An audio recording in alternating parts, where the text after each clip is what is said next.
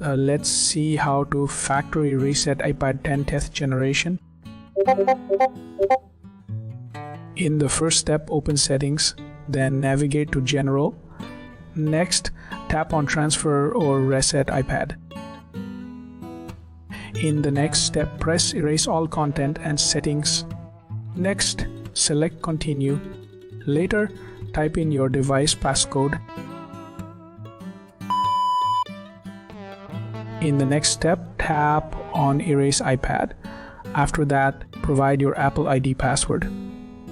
Next, confirm your selection. In the next step, let the procedure finish. After that, the screen will go off and on while processing. In the next step, complete the on-screen setup.